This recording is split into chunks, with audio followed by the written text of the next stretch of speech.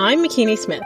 After going through a divorce, my sister passing away, experiencing narcissistic abuse, and some significant health scares, I realized through sharing my story that I wasn't alone in my suffering. Suffering, subjective distress generated by the experience of being out of balance. In a deep dive to holistically heal mind, body, and soul is where I discovered peace, clarity, and connection. It is impossible to be truly wise without some real-life hardship, and we cannot develop post-traumatic wisdom without making it through, and most importantly, through it together. Social connection builds resilience, and resilience helps create post-traumatic wisdom, and that wisdom leads to hope. Hope for you and others witnessing and participating in your healing, and hope for your community. A healthy community is a healing community, and a healing community is full of hope because it has seen its own people weather, survive, and thrive. Thank you for joining us on the Heal Her podcast, HEAL. Honor, elevate, and love her podcast, formerly known as the Owaka My Stilettos podcast, the top 1.5% most popular show globally, where we have conversations with extraordinary women on their journey toward wholeness and harmony. And since you're already here, you may as well subscribe. As a certified mindset coach guiding women towards peace, clarity, and connection within, supporting the direction of the system toward wholeness, my goal here is to help you thrive.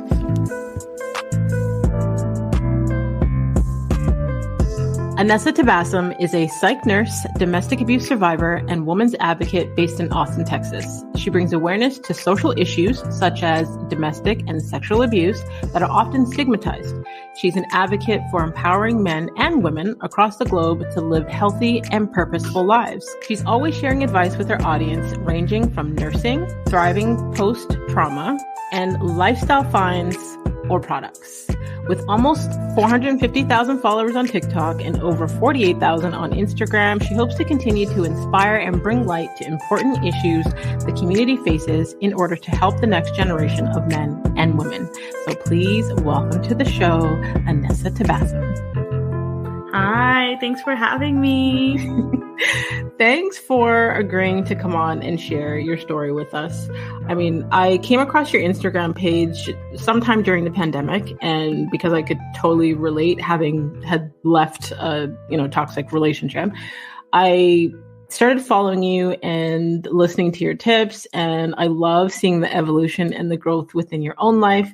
And I'm just grateful for you to come on and share your experience today. No, thank you. Thank you so much for having me. And honestly, being on social media and sharing my journey for as long as I have, it's been I always get those comments every once in a while. I'd be like, oh my God, I remember seeing you from 2 years ago talking about this, and look at you now. It's always just a constant reminder. I'm like, I feel like so many people are on this journey with me, and it just makes me so happy. Yes, it's a beautiful journey. And I want to get to where you are presently. But before we do that, let's talk a little bit about where things all started, because I love to understand people's mindset from they were young and how things evolved and shifted to where they are presently. So I would love to know, what were you like as a teenager, and what were your aspirations then?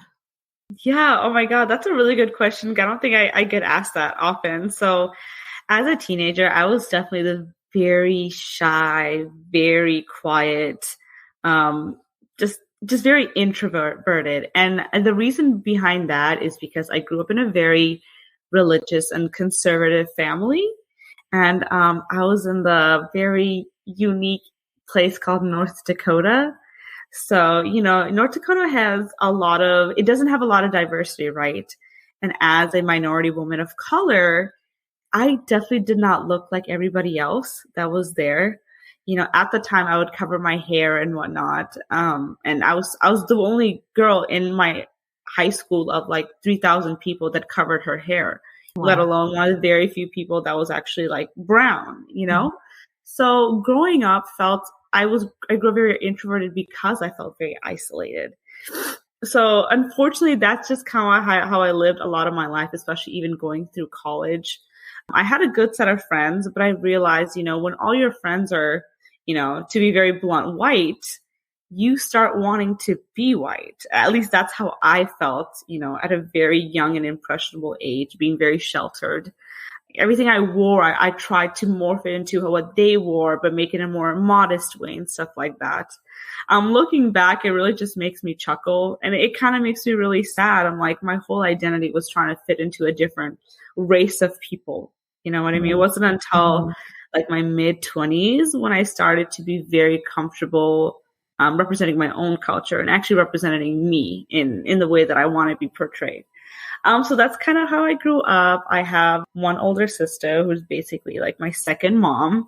She's 5 years older than me and just helped raise me as well. That's kind of how I grew up. Currently, I live in Austin, Texas. I'm definitely still that very introverted girl with embracing my own culture and then embracing kind of who I am. I'm definitely borderline extroverted, introverted now. And I think you have to be extroverted to some extent if, you're posting online and, talking about your story and being an advocate.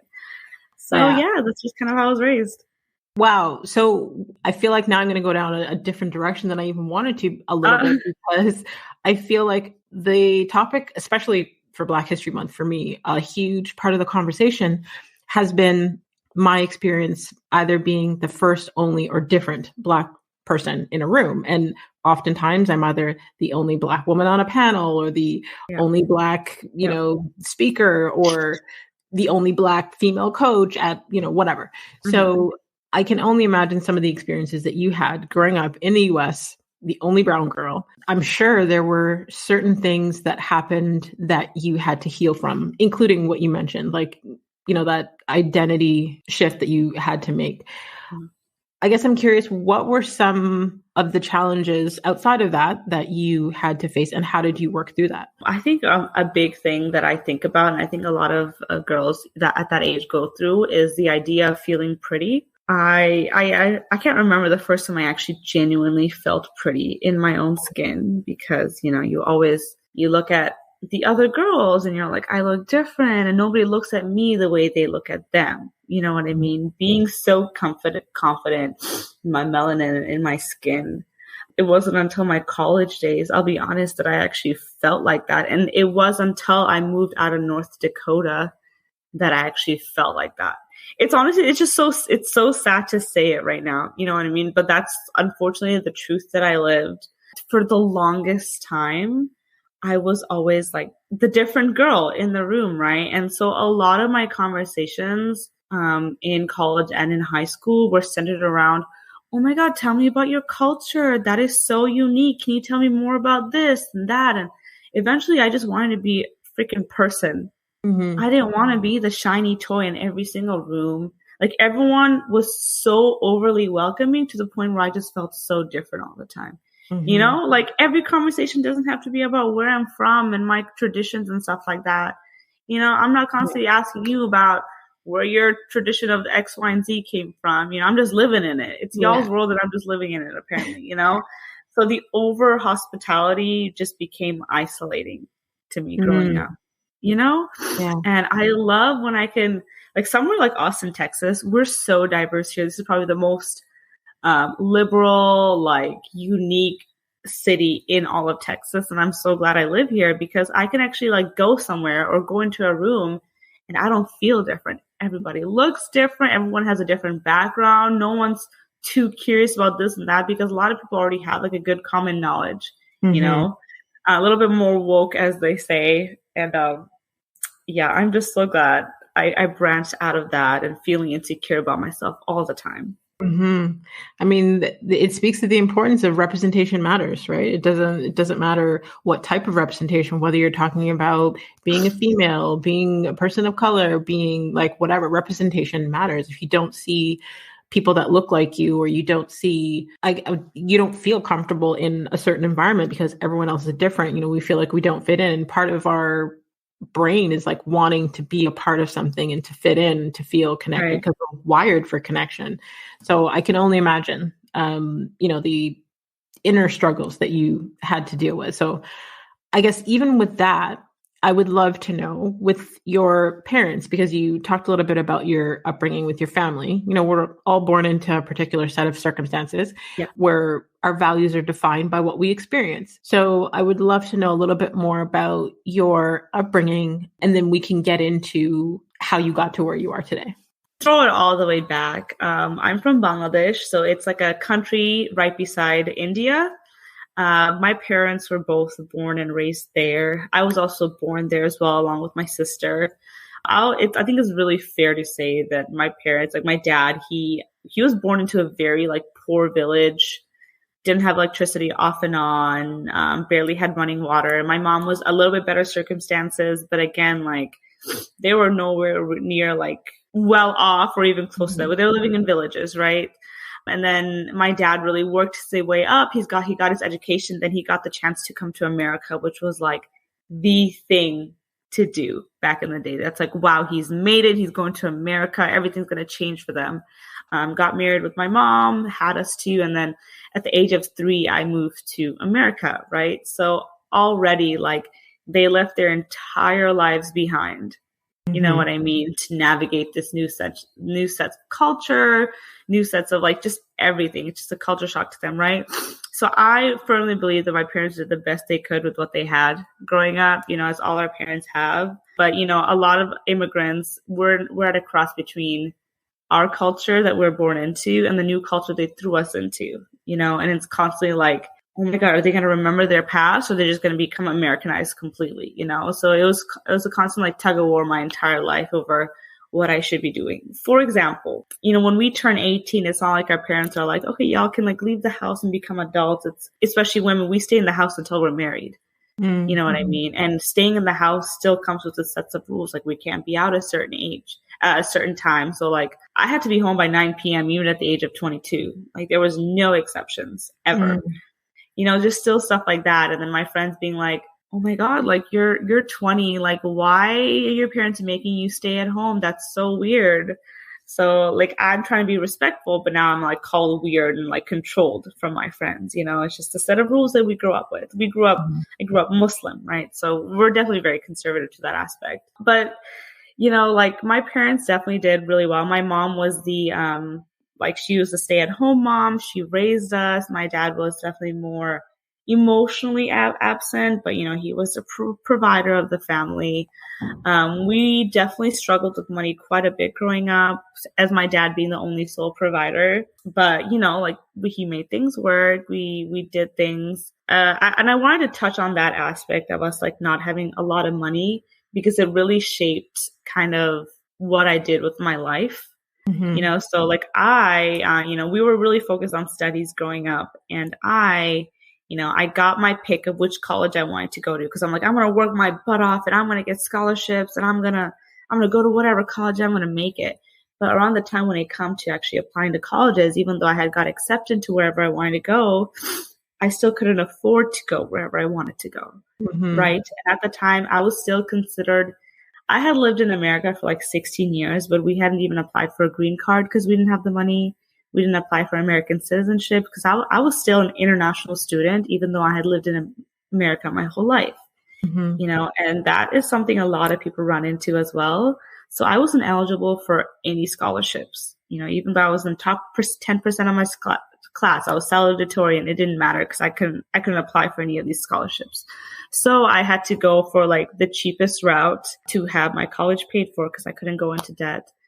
And that's kind of when it hit me that like, doesn't matter how hard you work, some things for some immigrants, like there's just some things that are against us that no matter what we do, like we don't have those advantages growing up, and that was like a huge shock to my system. I'm like, and it really shaped, because then I was stuck in North Dakota for another 4 years. And, I always say like my life would have been so different, if I was even a green card holder or a citizen, I could have moved somewhere else. I could have gotten maybe a better education, because it's not always about working hard. It's about your circumstances and what you're born into. I'm still very blessed and fortunate to have gone to college. I still had that option. But yeah, like things really could have been a lot more different. And my parents were just very, very strict. They were very, as immigrant parents are, they wanted to keep us safe. They didn't know what was out there. They want to keep our girls at home. Like, Any extracurriculars? Absolutely not. You know, they didn't realize the importance of extracurriculars or joining a club. They just like, you go to school, you come home, and nothing bad's going to happen to you. Right. You know what I mean? Just this constant fight of like fighting for my rights and also respecting their beliefs. And that definitely, you know, I've talked to my therapist quite a bit, but growing up in that way has definitely one of the big reasons why I fell for the type of relationship I did fall into. Mm-hmm. You know what I mean? But yeah, that's a whole other story. Okay, so we're going to try to get into that because I can totally understand. One, I feel like a lot of us that have immigrant parents, their thought process of raising kids successfully and doing certain things, they did the best they could with what they knew how to do in that, I guess, time. Yes. And sometimes there are issues with that. And I feel like within every culture, there's things that affect us traumatically that are normal within our own cultures. But I also wanted to speak to your point about, you know, it's not always just about working hard. I think there are many cultures that have privilege where they don't realize that things are not as easy or accessible to us as it is to them. Something as simple as, you know, getting the best grades isn't enough, where someone who doesn't have those challenges, you know, it's super simple. I think it's great that you spoke to that point. But then, so you mentioned, you know, your upbringing having something to do with the types of things that happened to you afterwards. And then you've also touched on therapy. So let's get into that. On your Instagram, you say you're just one survivor trying to help the other. So let's break down for the listeners who have no idea who you are, a little bit of your experience and what you had to survive and why you focus on the type of content that you do. Absolutely. So I think what I want to first touch on is growing up, I didn't have a lot of freedom and I didn't have a lot of choices, you know, and when I was approaching, you know, in my culture, when you approach the age of like 2021, like you get people from all around the community proposing, like their family comes to give you proposals for marriage, right? My family was firmly like, no, you have to finish school, you have to get your education before you do all that, right? But as soon as I hit 22, I started talking around. I met this one boy online, right? He met all the criteria to be my suitor, right? He was Bengali. He was well educated. He came from money. He lived in California. Like, he just seemed like he hit everything that I needed for freedom, you know? And a lot of times in our culture, what a lot of younger girls don't understand is that, like, all our power, all the control, like our dad kind of controls the lives of the daughter. And then, you know, as soon as they hit a good ripe age, the power transfers from dad to husband. It's just there was never like freedom for the girl. It was just transfer of power. And that is essentially exactly what happened. You know, all my freedom, I thought I was going to get freedom. I thought I was finally going to be able to go out and explore and travel. And my ticket out was marriage, right? And so, you know, I picked the guy that I thought checked all the boxes. You know, he said all the right things. And within a few months, I was convinced that I was ready to marry. You know, moving from North Dakota to California, I'm like, oh my God, I made it. Like, this is the dream. I have freaking made it. Everyone's going to be so jealous of me. I'm going to have all the freedom. There's so much fun things to do in California. And unfortunately, you know, that wasn't the case, because if it sounds too good to be true, then it always is.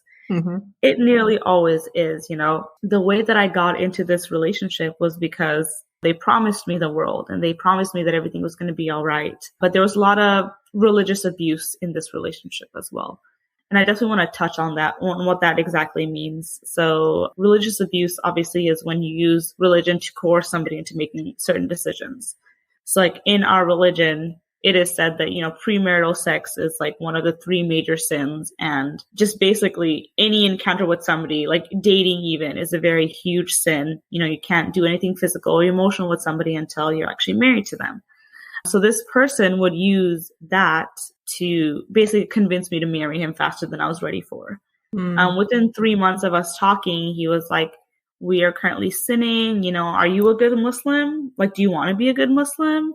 just throwing that kind of stuff in my face, It's like, of course I'm a good Muslim. Yeah, I want to be a good Muslim, but I don't think I need to marry you to prove that. Mm-hmm. Eventually, through a lot of coercion, he had convinced me that I needed to marry him before I was ready. So within about 5 months of meeting each other, we were already like going through our wedding ceremony and stuff like that. And there were a lot of red flags throughout the entire process.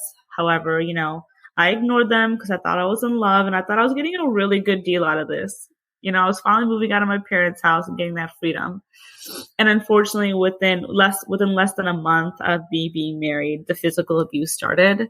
Wow. And, at that point, it was just like, I'm 22 years old. Is this really what I want out of my life? You know what I mean? Mm-hmm. It's not like I had known this man for years and years. I'm like, I've only known this guy for 6 months. This cannot be what my story is moving forward. And this realization came even after like I had been physically abused a few times. It wasn't just one time. It's just this thing that was running through my head over and over again about what I should do. Eventually, I got very lucky and my family like did whatever they could to get me out.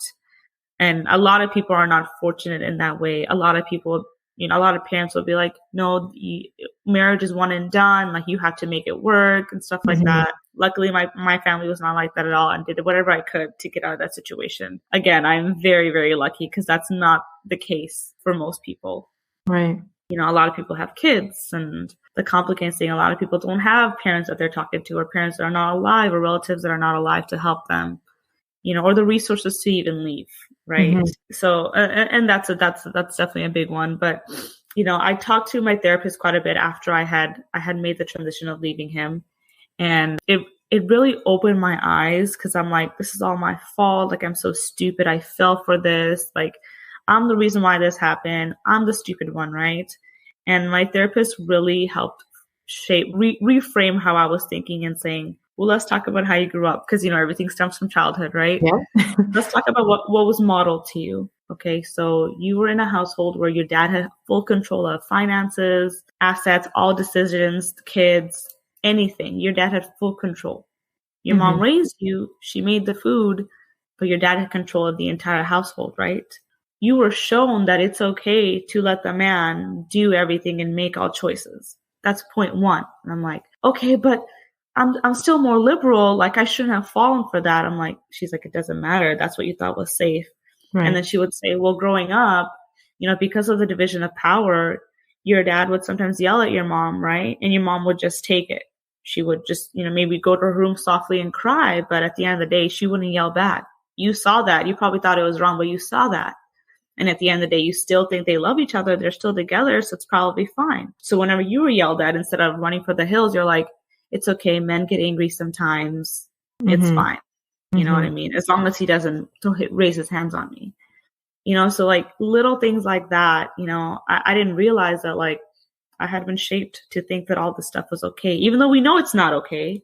I was modeled to think this was fine. And it got as far as it did because I hadn't been properly educated on like a model of what a good, healthy relationship looks like. And a lot of that is because I was sheltered. A lot of that was because I wasn't allowed to date. I wasn't exposed to the real world.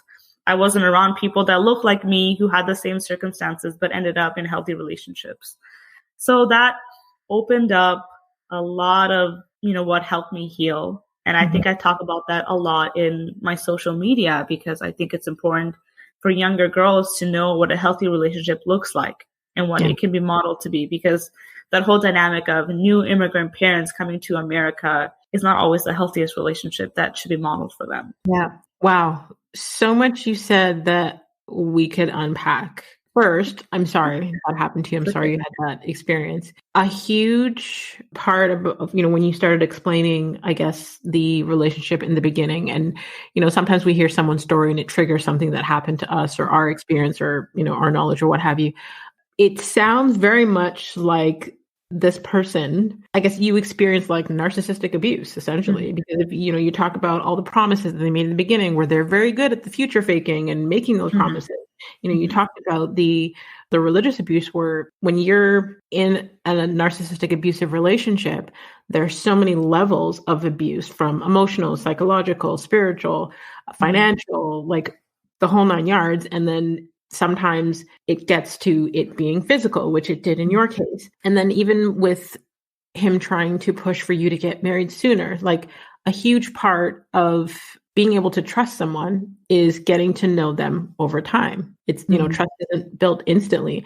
And with those type of personalities, they try to rush things and make you, put your wall down so you trust them immediately. And then they come in, and then that's when, all hell breaks loose.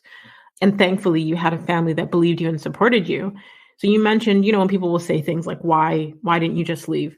What would you say to someone that's listening that even has that to say? Because very often, whenever someone is sharing their story of abuse, there's always someone out there that wants to further victim shame the person that's been abused. So what would you say to someone that's asking, why didn't you leave sooner? Or why don't women leave when they're being abused? That's definitely, I definitely did want to answer that question today, because even to this day, I'm still getting comments like, oh, but you still got married willingly. Like, I don't feel sorry for you.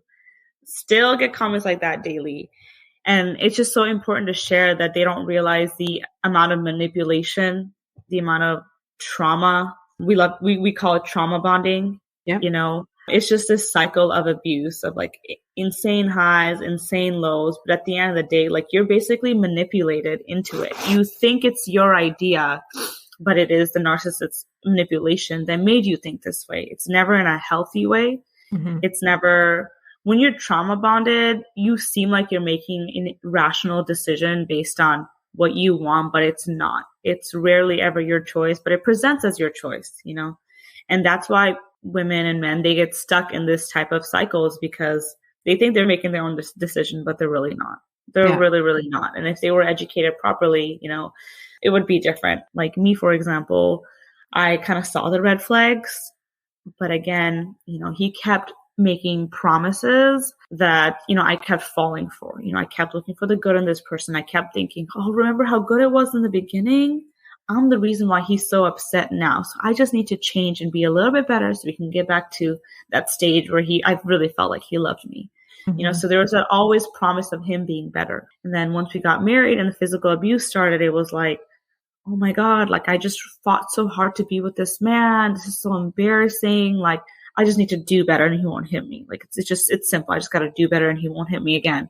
But he's a really great guy outside of that, So it's just constantly making false promises to yourself, thinking it's going to get better until it gets so bad that you just know it can't, And that's definitely what a lot of it is. And to further on that point, when I did finally get out, so kind of how it happened was I called my sister one day, after I had, a black eye and I had bruises everywhere. I called her just crying and crying and crying and saying I just missed her and my family.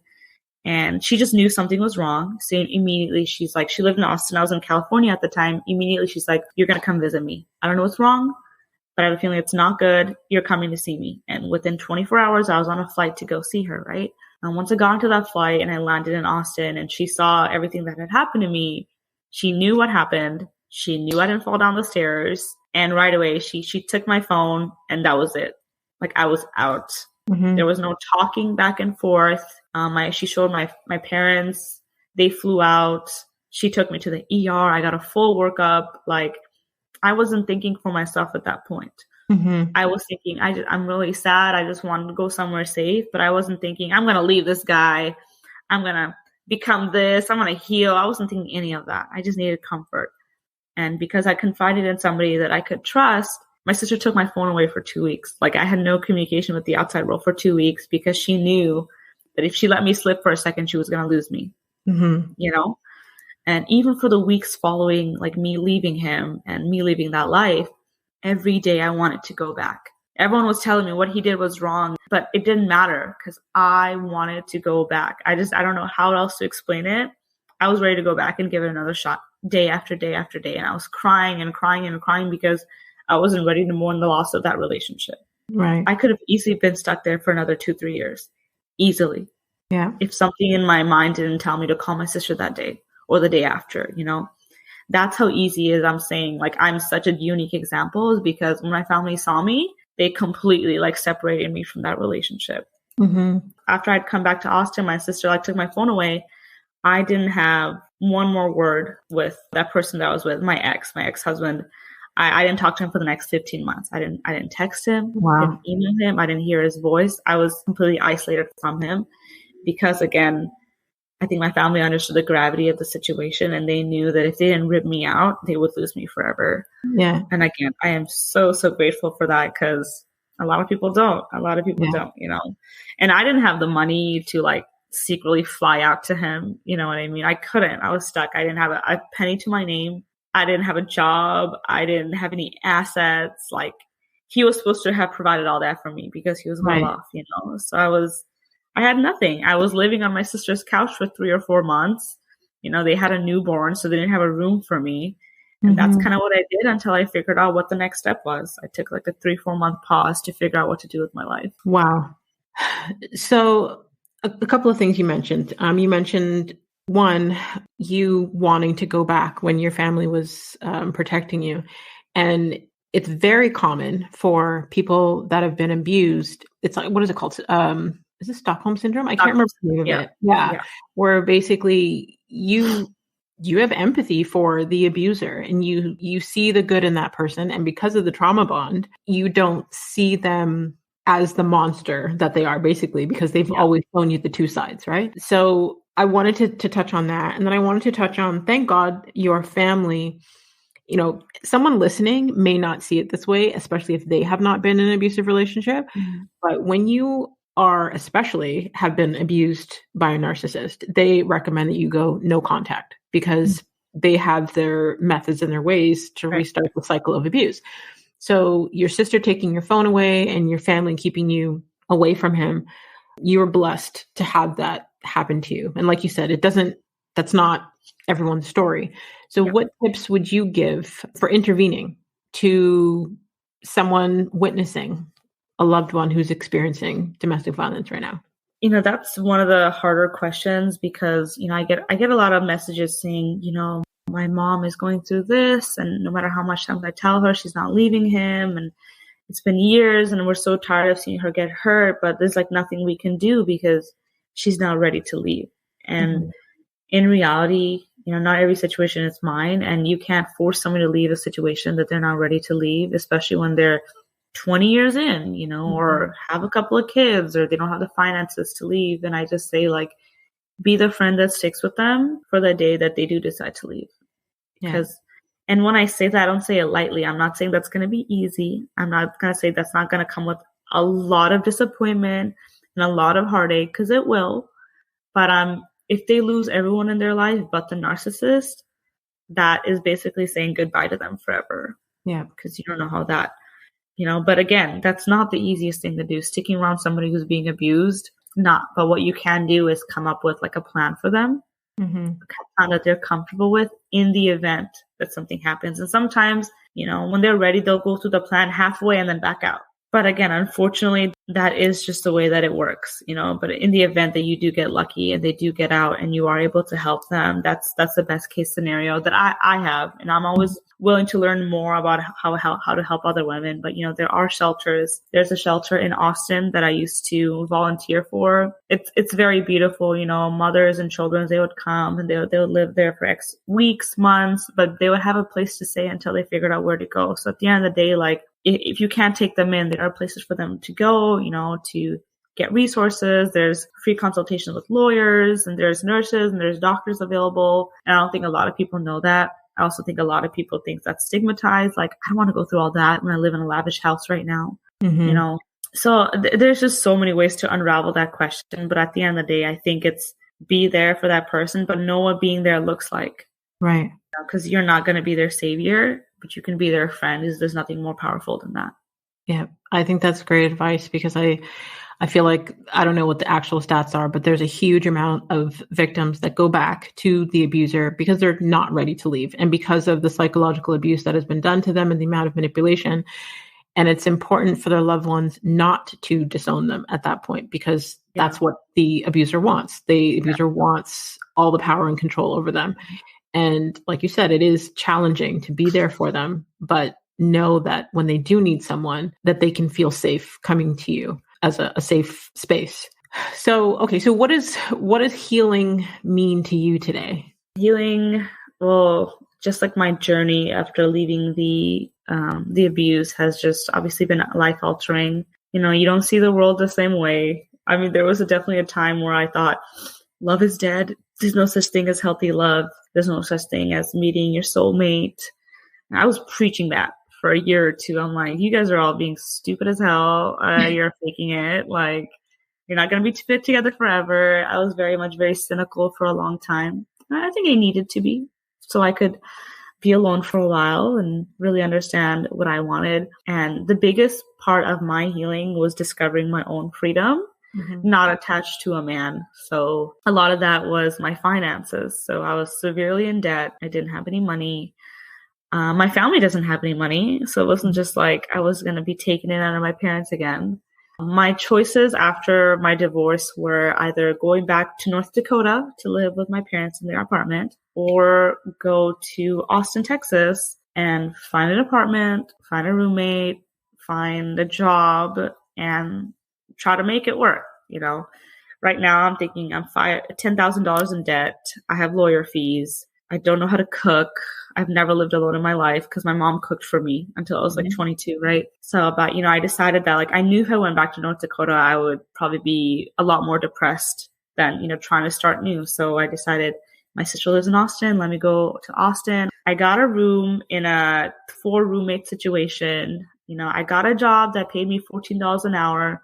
And if in Austin, Texas, that's definitely that's right at the poverty line. Unfortunately, it's kind of sad because a lot of people get paid $14 an hour. But I'm like, I'm just going to make this work. I'm going to do it. I'm going to go therapy. I'm going to fight for myself. It took a while. Every month I was going into severe debt. But, I'm just like, whatever I do, I need to move forward. I just can't move backwards. I don't know what forward looks like. I don't know what the next year is going to look like.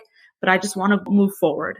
Took a lot of time, took a lot of debt. But, eventually I got into a stable living situation. I think a year and a half later, I got into my master's program, got my nursing license a year later, finally paid off my debt, finally paid off my lawyer debt, any other debt that I had in my life, started having a savings, started to become a professional and an advocate. And eventually it's like, I keep thinking what if I had just gone back to live with my parents? You know what I mean? I would not have I wouldn't have gotten the freedom I finally got. I jumped off the ledge and I said, I don't know if I'll make it, but it's worth trying. Yeah. It's worth trying, and then finally becoming that person that's financially independent, after growing up so poor my whole life, being like, I have some money now, I have a degree. Nobody can tell me what to do ever, because I'm not relying on nobody for money. I have all these real life experiences. I had my own job. I had my own degree. So it became, moving forward, a relationship in my life became more, what can you do for me emotionally? Because I got the rest. Yeah. You cannot offer me anything else. What in addition can you do to me? Yeah. Do for me. You know what I mean? Because I'm also happy now too. Can you add to that? Or are you going to, add stress to that?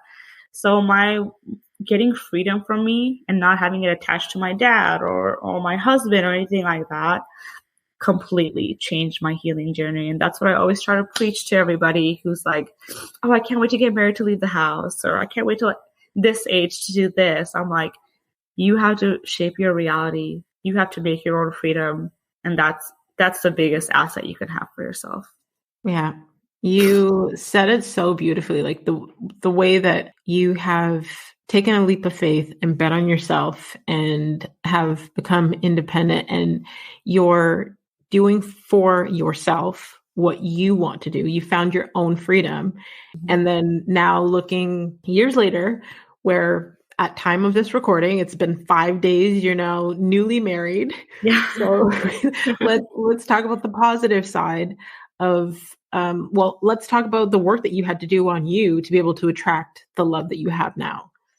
Yeah, absolutely. And I think a lot of people think that, I found a healthy love and, there's no more problems anymore. It's not the case, because marriage is a work in progress. And so is a healthy relationship. So, if you try to compare, and it's not really good to compare, but for the situation I will, I got married within 5 months of meeting my ex, right?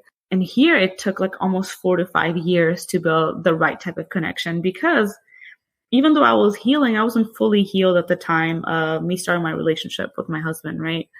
And there was a lot of, I don't know if I fully believe in marriage, but I really like you. You are really special to me. I want to see where this bond grows, And I remember a very pivotal moment of our relationship last year in April where I was like, it feels like the next step is marriage, but I don't know if I can do that again, And it took a lot of him being patient with me, being like, okay, I accept that you don't feel like that.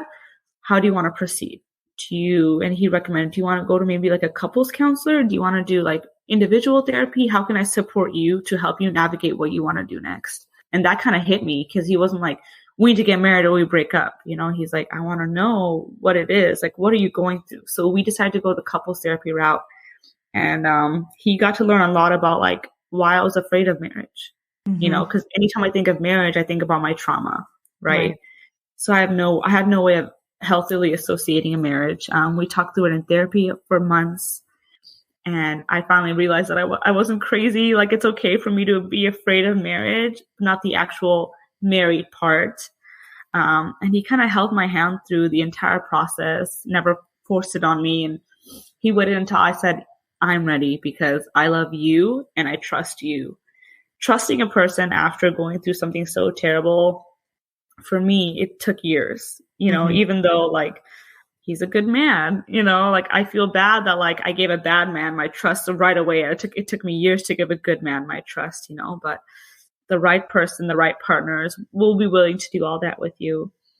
And now like, it feels great. Like fully giving your heart to somebody after you thought that there was no way to possibly do that is definitely a different type of love. It's a different type of deeper connection, I can say. And it doesn't come without its troubles. Trust me, just a week ago, I'm like, oh my God, I don't know if I can do this. What am I doing? And then all my friends and family are like, it's okay. You're allowed to feel like that. It's okay. It's okay. Instead of being like, you shouldn't be feeling like that, So it took a while. It took a lot, but I'm super happy with, just with everything that's come this far. And I couldn't be more grateful at the end of the day. I love that for you on so many different levels. Again, when I started following you, it was because I totally resonated with your trauma. But to now see the flip side of that, it's beautiful to see. And I think having family and friends that validate your feelings, because I think it was like episode 205. I spoke to a guest and we were talking about how we both had, traumatic relationships, but are now in healthy relationships, but how that still comes with triggers and having to work through your past trauma and being with someone that is patient enough to work through those traumas with you so that you feel safe in that relationship. So I think it's beautiful. And I think it's important that you spoke to, even when you're in a loving relationship with a deep connection, it does still have its challenges because you're healing. We're all a work in progress, right? There are things that your partner may do. And although they're an amazing human being, it may trigger a feeling that you had. And then you start spiraling down this, different path. So it's understanding that it's not the person and you're not really comparing the person, but they triggered a feeling because the way that our subconscious mind works, it's our feeling mind, but it doesn't know the difference between what's real and what's not. So if you feel something and it triggers that memory or that emotion, your mind thinks that that's happening right now. So your reaction is valid. So it's important for people to understand that even after you've experienced traumatic relationships and toxic relationships and abuse, that it is possible in a healthy relationship to still have those triggers. Yes, I agree. And I think the one example of that just happened in the past 2 weeks was like, I found myself being very unkind to my husband and being like, every little mistake, I was like hypercritical of it. Like, see, you just messed up. See, this is why this is not going to work because of that. And then, you start catastrophizing everything, every little thing that they do, I wasn't giving him a break. Like my senses were at an all-time high because it's like getting up to the marriage, just being mindful of like, just being kind to your partner. Cause at the end of the day, like, even though this is a good relationship, healthy, like they're still humans. Yeah. They mess up just like us. Yeah. That doesn't mean they're a narcissistic, abusive person. You know what I mean? My brain still thinks like that sometimes. So I have to catch myself, but be aware. be aware and be open to love again, because I really think it's possible. Yeah, I love that. And I think one thing that we don't realize is sometimes our anxiety, we create these self-fulfilling prophecies. Right. Where, we can be with someone great, but because we're waiting for the other shoe to drop, we keep focusing and looking for the negative.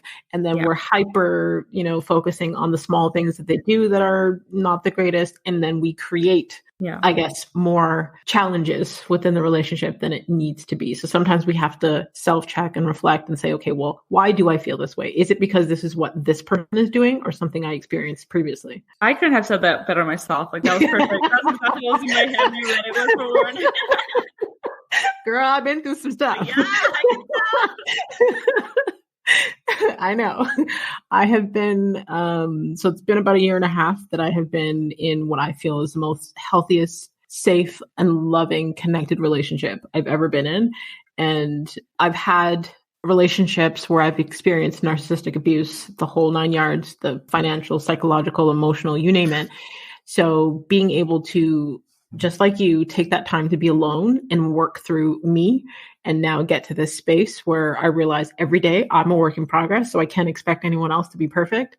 But understanding like this healing journey, it's uncomfortable, but it can be really beautiful. So being open to love. I think a lot of times when we experience toxic relationships, a lot of us become bitter and want to be very closed off. And at the end of the day, we're wired for connection. So we're actually self-sabotaging by doing that. So being able to be open is a beautiful thing. I completely agree. Self-sabotaging, that's the story of my life. I'm sure we could like create a part 2 on just that alone. Yeah, no, I really think so. And just like life after healing. And I think a lot of people just need to know, like, like after something so traumatic happens, what is really a red flag and what is it that our anxiety is telling us is bad. Like it's a little tricky. Agreed. So I'm definitely going to have you back for part 2 because there's so many more things that we could unpack. But before we go to the final segment of the show, I want you to tell people where they can stay connected with you online and learn more from you and about you. Yeah, definitely. So I post a lot of my content on TikTok and Instagram at OVO_NESA Nessa. I love when people DM me or just like comment on my stuff. I love being interactive with y'all. So, and you could definitely, on my bio, I have my email on there as well as itsanessa@gmail.com. Feel free to email me or message me. I'd love to hear from everybody. Love it. Perfect. So I'll have all of your direct links in the details section below the episode so they can just click and connect with you. They don't have to search too far. And for the final segment of the show, it's kind of like a rapid fire. And I just ask you reflective questions and you just say the first thing that comes to mind. Okay. All right. What's one thing you forgive yourself for? Guilt for leaving my relationship. Okay. Describe yourself in one word. Moody. Okay. When was the last time you've cried? Happy or sad tears. Either one works. Probably like 2 days ago. Okay. When was the last time you apologized to someone? Yesterday. What's the best advice you've ever received? Oh, I have so many. Let me think. I want it to be a good one. It's not your fault for all the bad things that happen in your life. Love it. Okay. And last but not least, what do you wish women would do more of? Invest in themselves. Perfect. Thank you so much, Annesa, for your transparency, for sharing your journey and your experiences and the tools that helped you get to where you are today.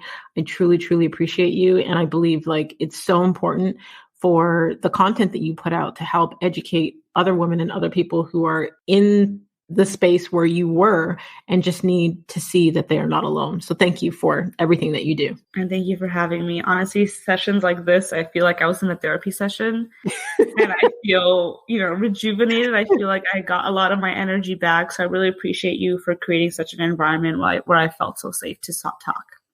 Thank you. I get goosebumps hearing that. And for me,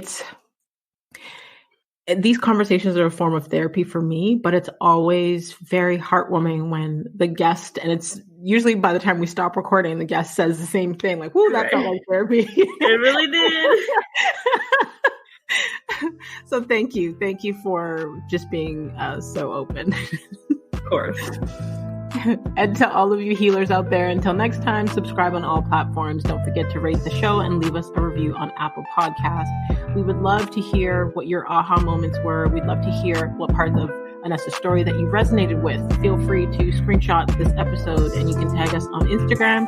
You can tag her at OVO_Nessa. You can tag myself at The Real McKinney Smith. A healthy community is a healing community, and a healing community is full of hope because it has seen its people weather, survive, and thrive. So let's continue to heal her.